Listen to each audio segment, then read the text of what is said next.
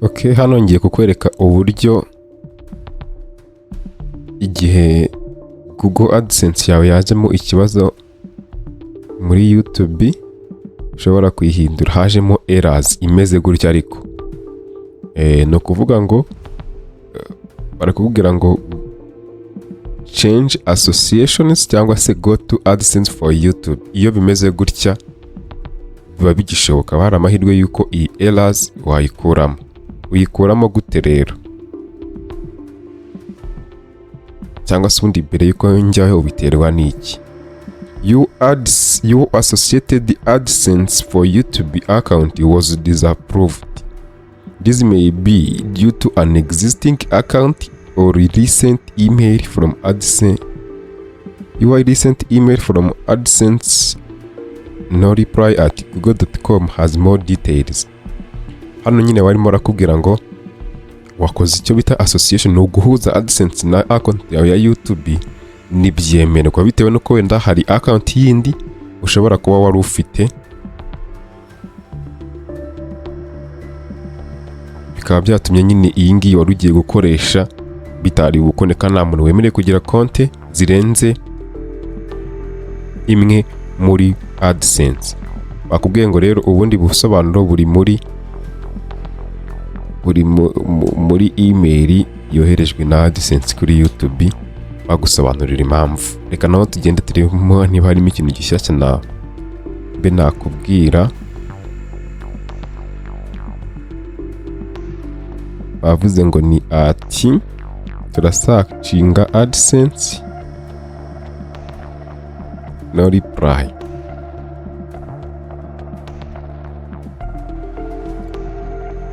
Gose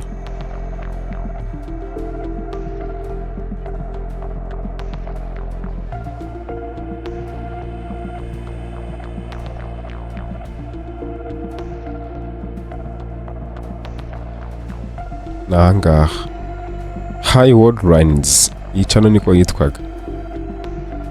You may have recently received an email from Adsence about your account status. Without an active Adsence account, you cannot monetize on YouTube. Iracano yari monetize ariko bahita bayambura MONETIZE kubera ko ikibazo cya Adsence cyabiteje.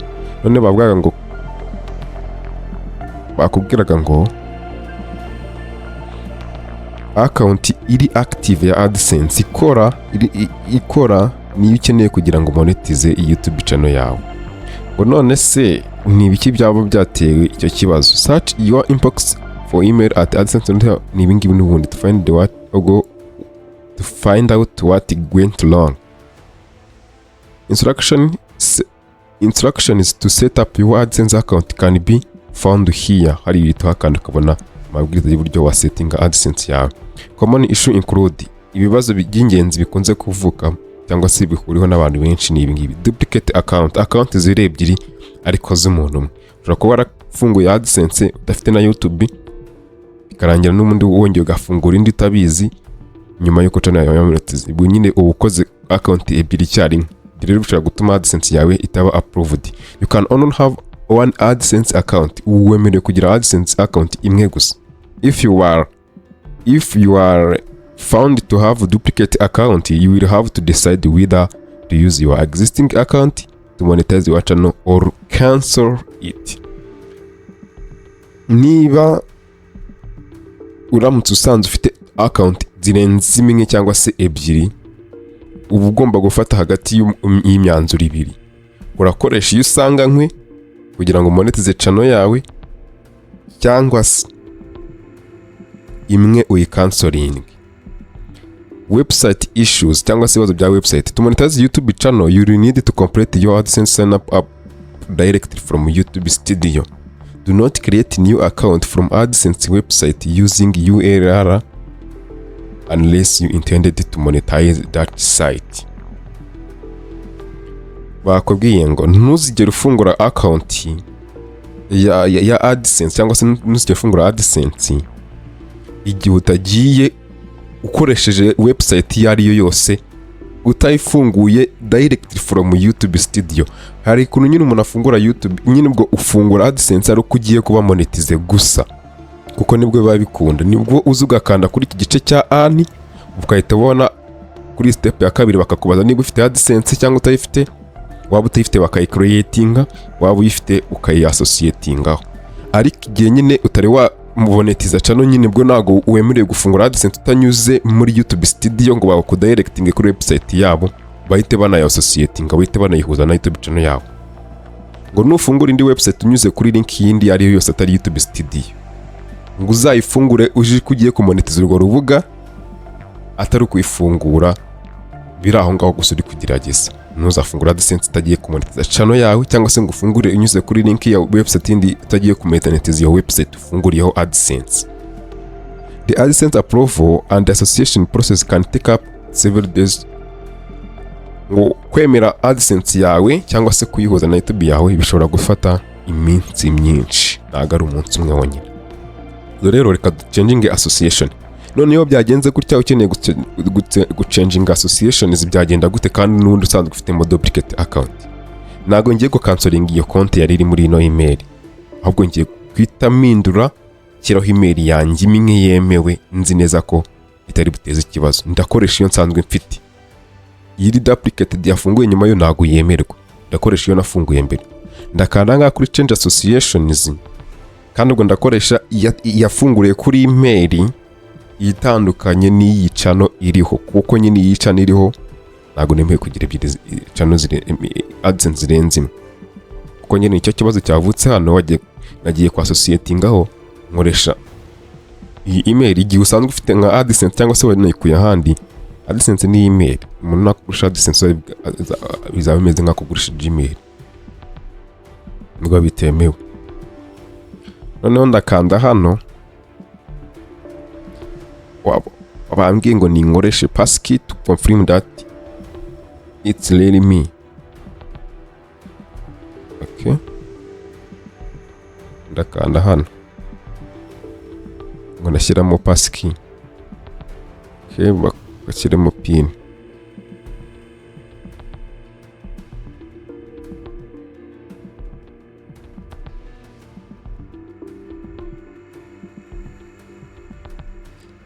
Pin ikizemo itari yose.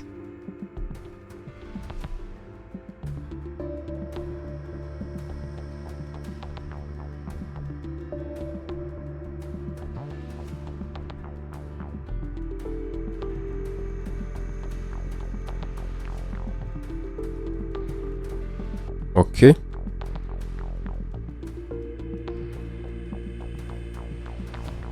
hano barimo barambaza ngo ese mfite Adsence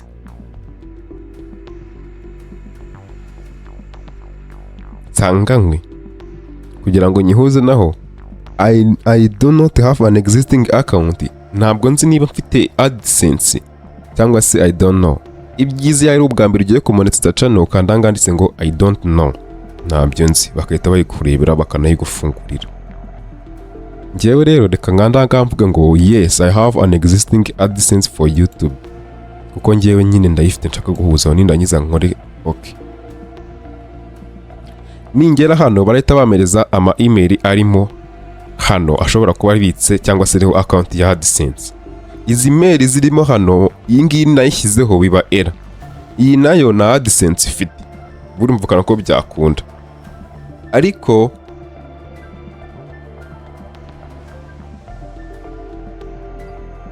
ndashaka gukoresha iyi ngiyi, ntabwo byakunda kuko navuze ko I have an existing account. Sorry, none hari na email yari na Adsence yari iriho, cyangwa se nabwo kwa byabidate. Ubonye aho nkanze nakanze kuri use another account, noneho ngashyiramo ya email ibaruyeho ya Adsence yanjye, ndanayifite iri na verified.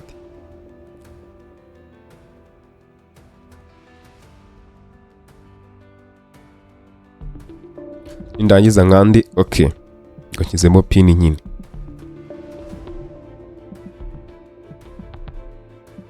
Arambwiye ngo nashyizemo passkey itariyo, ngire nyandike.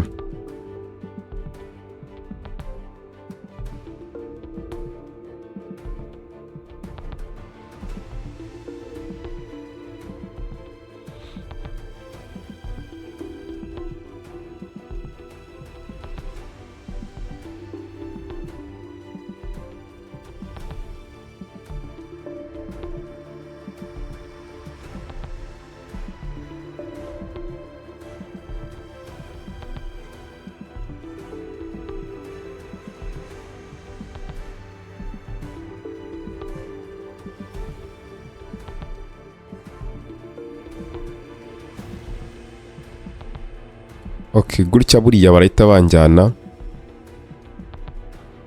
muri ya Adsence yari iri kuri email ya Dani niyo mukiza. Ande continue. Ibi ngibi nge nakoresheje imashini, ubwo niba ari na telefone wahita ujya kuri Google Chrome cyangwa se bigasaba gufungura mu yindi ni Google Chrome. Nuko ngo uraza kubigenza. Noneho ibi iyo birangiye uhita ukanda ahangaha handitse ngo set up an account. Ibi ngibi uhita ubyihorera bikikora.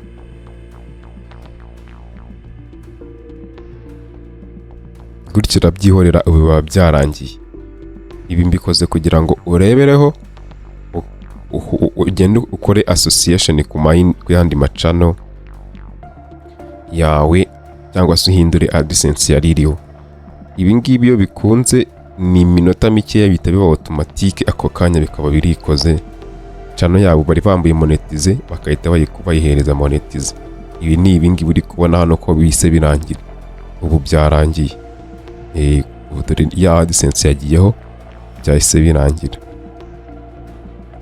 Noneho nahita mfungura na bya bindi by'ama membership n'ibindi n'ama ads ubwo yari ifunze, noneho agenda nyafungure.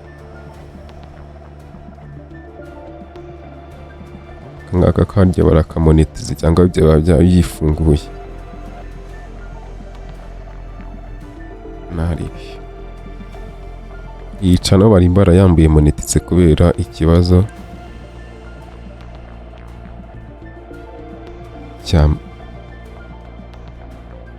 cya Adsence.